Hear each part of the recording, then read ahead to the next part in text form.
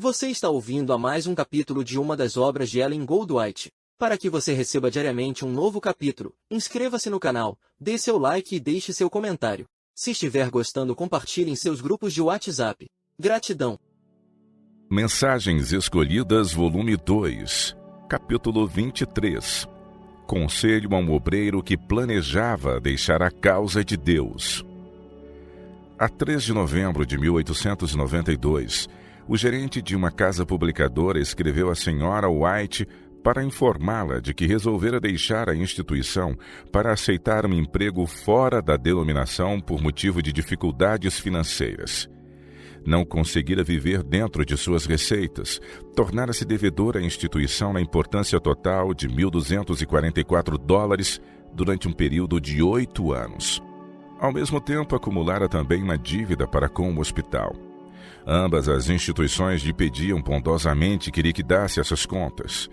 Julgava ele que, nessas circunstâncias, seria justificado em deixar a obra denominacional em troca de trabalho fora, com salário mais elevado, com a esperança de saldar suas dívidas e a perspectiva de nunca mais voltar a trabalhar na causa de Deus. A carta a seguir é a resposta da senhora White. Meu irmão, em vossa carta falais em deixar o escritório da Review. Sinto muito que estejais disposto a separar-vos da obra pelas razões que mencionais. Revelam elas que tendes uma experiência muito mais profunda por alcançar do que a que tendes agora. Vossa fé é muito fraca. Outras famílias, muito mais numerosas que a vossa, mantêm-se sem uma palavra de queixume com metade do salário que tendes. Nós passamos por essa experiência e sei de que estou falando. É evidente que quer permaneçais no escritório da Review, quer vos afasteis, tendes lições a aprender, as quais vos serão do mais alto interesse. Não me sinto em liberdade para dizer que permaneçais, pois a menos que sorvais mais profundamente da fonte de águas vivas, vosso serviço não será aceitável a Deus. Não sei quem havia de ocupar a posição que vagaria no caso de a deixardes, mas se a obra que o Senhor deseja e anseia fazer for feita pela igreja de Battle Creek, estou certa de que ele os ajudará em qualquer crise. Não quer ele serviço forçado. A menos que suas palavras encontrem entrada na alma e levem um homem todo em sujeição a Cristo, o agente humano há de, quando tentado e provado, preferir sua própria inclinação em vez dos caminhos do Senhor. Eu tivera esperança de que a verdade que tem estado a brilhar em raios de luz claros e distintos depois da reunião de Minneapolis inundasse vossa alma. Mas, pelas cartas que escrevestes, sei que não estáis andando na luz. Seja qual for a posição que um homem ocupe em relação com a casa publicadora, ele não deve receber uma soma exorbitante, pois Deus não opera desta maneira. Faltou-vos uma visão espiritual e carecíeis da unção celestial a fim de que visseis que a obra de Deus foi fundada em sacrifício e unicamente com sacrifício pode ser levada avante. Tem havido ligados à casa publicadora os que não sabem e não desejam saber por experiência quanto custou aos seus predecessores desenvolver a obra. Quando estes últimos obreiros aceitaram tomar parte nela, não entraram em parceria com Deus. Não reconhecem os princípios e condições que têm de governar o instrumento humano em cooperação com o divino. Deus amou o mundo de tal maneira que deu seu Filho unigênito, para que todo aquele que nele crê não pereça, mas tenha a vida eterna. João 3,16. Homem algum que não seja participante desse amor que se sacrifica, acha-se preparado para trabalhar por Deus. Muitos andam irradios ao longo do caminho, agarrados ao seu fardo de egoísmo como se fosse precioso tesouro, cuidando diligentemente de seguir o seu próprio caminho. Quando baterem à porta do céu, dizendo, Senhor, Senhor, abre-nos, Mateus 25:11, muitos ouvirão as palavras, aqui não entrará ninguém senão os que estão em condições de receber a bênção celestial. Muito bem, servo bom e fiel. Foste fiel no pouco, sobre o muito te colocarei. Entra no gozo do teu Senhor. Mas te serviste fielmente a ti mesmo, trabalhaste no teu próprio interesse egoísta, foste bom para ti mesmo. Não juntaste um tesouro no céu. Não nos é seguro, nem por um momento, nutrir indiferença e descuido em relação à salvação de nossa alma. Muitos terão de despertar e mudar seu procedimento se é que se querem salvar. Estão sobre nós os perigos dos últimos dias. A ligação com a influência divina, mediante uma forte e viva fé operante, tão somente torna-nos coopreiros de Deus. Os que se querem poupar à parte da religião que requer abnegação e sacrifício, nunca serão participantes da glória de Deus. Tem de haver devoto estudo e resoluto esforço da parte de todos os que hão de ganhar a coroa da vida. Não julgue ninguém que possa alegar quaisquer méritos por motivo de suas vantagens de nascimento, ou posição ou educação. Como obtiveram essas vantagens? Unicamente por meio de Cristo. Deus concita a todos os que queiram ter vida eterna a que copiem o modelo. Verdade e justiça são os primeiros princípios do Evangelho e os únicos princípios que Cristo há de reconhecer em qualquer agente humano. Tem de haver, de coração, uma entrega de nossa vontade a Deus. Temos de renunciar a todos os nossos supostos méritos e olhar à cruz do Calvário. Essa entrega a Deus envolve esforço da parte do agente humano para cooperar com os instrumentos divinos. A vara tem de permanecer na videira. Muitos, tantos entre os crentes, mal têm alimento suficiente para matar a fome, e entretanto, em sua profunda pobreza, levam ao tesouro do Senhor os seus dízimos e ofertas. Muitos que sabem o que significa suster a causa de Deus em circunstâncias difíceis e probantes, têm investido meios na casa publicadora. Têm voluntariamente suportado durezas e privações, e têm cuidado do êxito da causa e por ele orado. Seus donativos e sacrifícios expressam a fervente gratidão e louvor do coração àquele que os chamou das trevas para sua maravilhosa luz. Não pode subir ao céu influência mais flagrante que essa. Suas orações e suas esmolas apresentam-se a Deus como um memorial. Mas a obra de Deus é uma só, em toda a sua grande vastidão, e os mesmos princípios devem controlar, o mesmo Espírito se revelar em todos os seus ramos. Tem de apresentar a marca do trabalho missionário. Cada departamento da causa se relaciona com todas as partes do campo evangélico, e o espírito que controla um departamento será sentido através do campo todo. Se parte dos obreiros recebem salário elevado, existem outros em diferentes ramos da obra que hão de exigir salários mais elevados, e no grande coração da obra se extinguirá o espírito de sacrifício. Outras instituições se contagiarão com o mesmo espírito, e delas será removido o favor do Senhor, pois ele jamais pode sancionar o egoísmo. Assim chegaria ao fim nosso trabalho intensivo.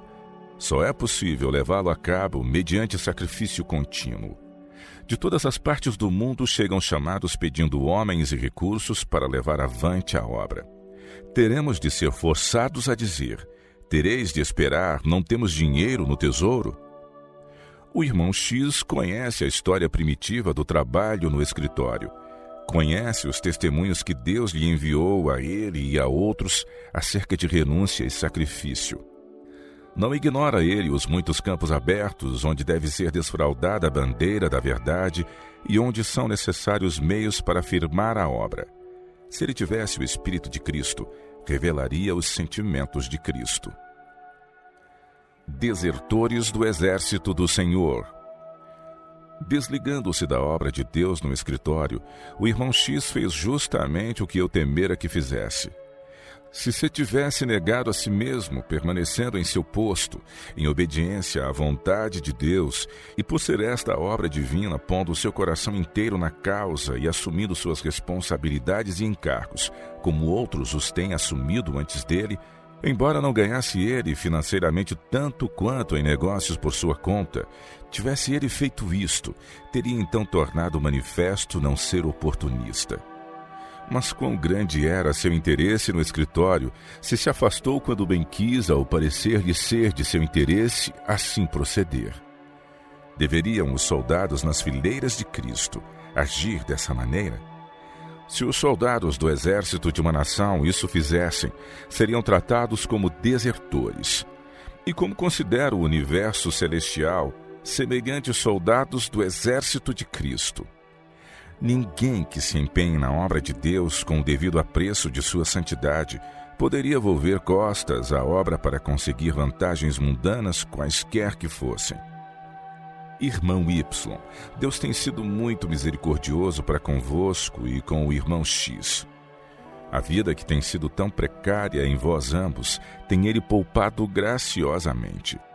Dias, meses e anos vos têm sido concedidos, oferecendo-vos oportunidades para desenvolver o caráter. Deus vos tem posto em ligação com sua obra, a fim de que vos tornasseis imbuídos do Espírito de Cristo. Cada dia, cada hora, vos vem como um privilégio adquirido por sangue, para que não só opereis vossa própria salvação, mas sejais instrumentos para levar almas a Cristo, promovendo o seu reino e manifestando a glória de Deus. Deus pede o coração e a dedicação à obra. Os que de fato são coobreiros de Deus arcarão com o peso da obra, e como ministro por ele comissionado, assim expressarão os seus sentimentos. Ai de mim se deixar de ser fiel e verdadeiro à minha posição de confiança. Meu irmão, se não tendes no coração mais interesse na obra do que o indicado pelo fato de tão facilmente a poderdes deixar, nada tenho a dizer. Nenhuma petição a vos fazer no sentido de que continueis no escritório ou para que o irmão X para lá volte. Vós ambos revelais que não sois homens nos quais se possa confiar. E o exemplo que fosse dado oferecendo-vos novos incentivos para continuardes não seria agradável a Deus. De modo algum eu vos apresentaria ou a qualquer outro homem um suborno de dólares e centavos para que vos mantivesseis ligados à obra, qualquer que fossem os inconvenientes que esta pudesse por algum tempo sofrer por causa de vossa retirada. Cristo está ao leme. Se seu espírito não vos leva a serdes qualquer coisa, ou qualquer coisa fazerdes por amor da verdade, então só podereis aprender essa lição passando por provações. Deus provará a fé de toda a alma. Cristo nos comprou com um sacrifício infinito. Embora fosse rico, por nossa causa se fez pobre, para que por sua pobreza entrássemos na posse de riquezas eternas. Tudo o que possuímos de habilidade e intelecto é tão somente aquilo que o Senhor nos legou para usarmos em seu favor. É privilégio nosso sermos participantes do sacrifício de Cristo, se o quisermos. Os homens de experiência e piedade que iniciaram esta obra, que se negaram a si mesmos e não hesitaram em tudo sacrificar para que alcançasse êxito, dormem agora na sepultura. Foram os condutos designados por Deus, pelos quais foram comunicados à igreja os princípios de vida espiritual. Tiveram uma experiência do mais alto valor. Não podiam ser comprados nem vendidos.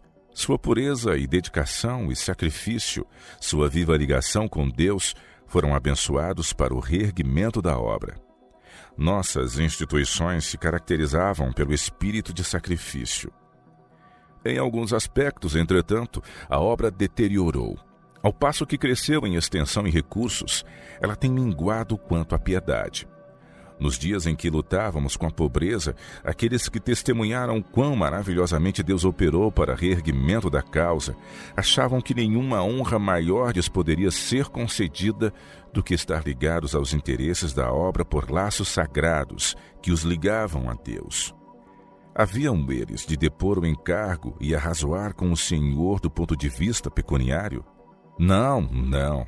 Que todos os oportunistas abandonassem seu posto de dever. Eles jamais desertariam da obra. Haveriam de dizer: se o Senhor aqui me colocou, Ele deseja que eu seja um mordomo fiel, dele aprendendo dia a dia como executar o trabalho de modo aceitável. Ficarei no meu posto até que Deus me dispense. Saberei o que significa ser um cristão praticante de todo o coração. Espero o meu galardão no final.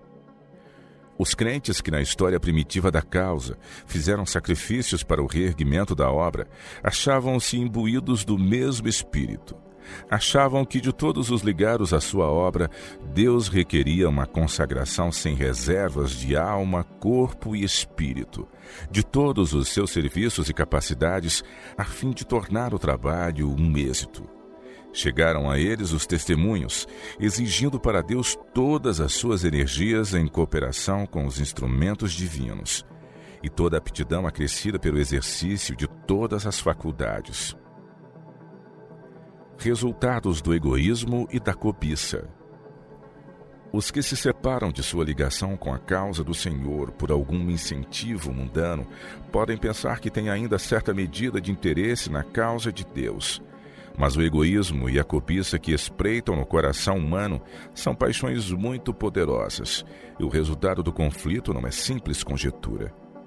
A menos que a alma esteja todos os dias vivendo da carne de Cristo e bebendo o seu sangue, o elemento piedoso será vencido pelo satânico. O egoísmo e a cobiça levarão a palma da vitória. O espírito confiante em si e independente nunca entrará no reino de Deus. São só os que são participantes da abnegação e sacrifício de Cristo que participarão de sua glória. Os que reconhecem mesmo em medida limitada o que a redenção significa para eles e seus semelhantes, andarão pela fé e compreenderão em certa medida as vastas necessidades da humanidade.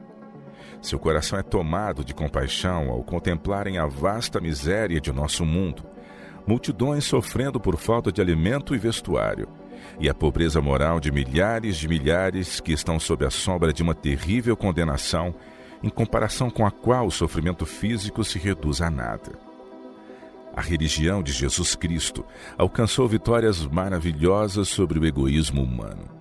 A abnegação e sacrifício de Cristo estão sempre perante os que são coobreiros seus, e sua vontade humana se submerge na vontade de Deus.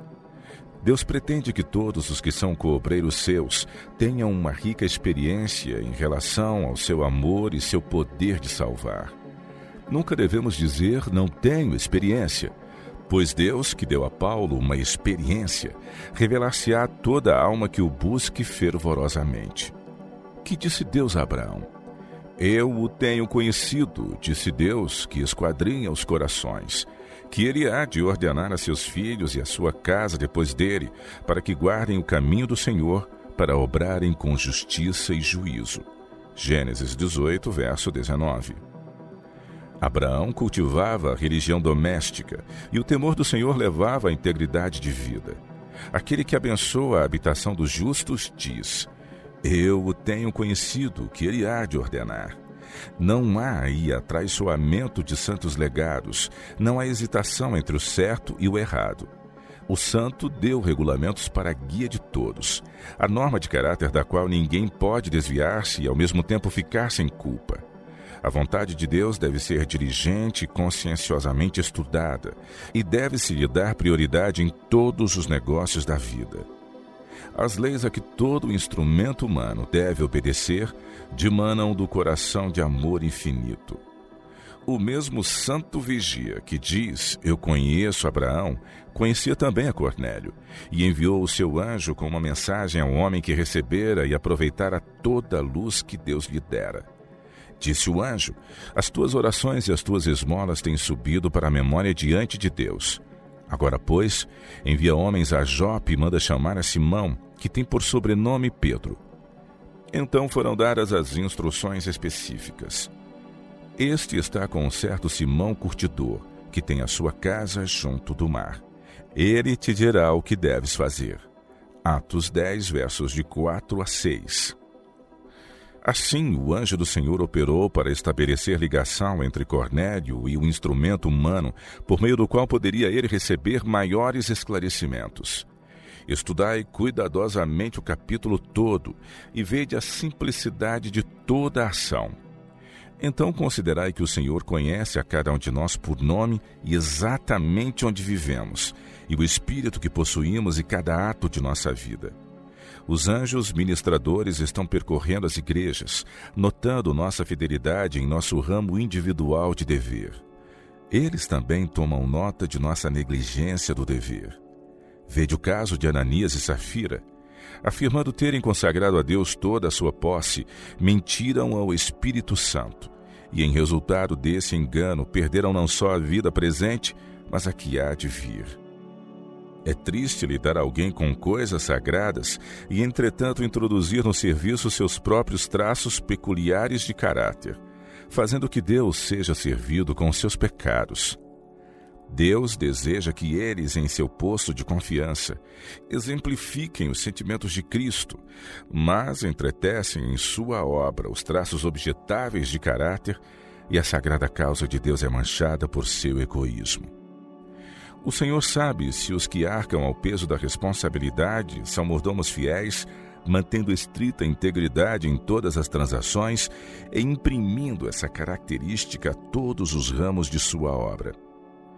Vosso coração está triste e pesaroso, mas não vos enganeis por mais tempo, nem espereis que homens e mulheres avaliem a luz que Deus lhe deu, provinda de sua própria santidade. Antes que abram o coração a Jesus.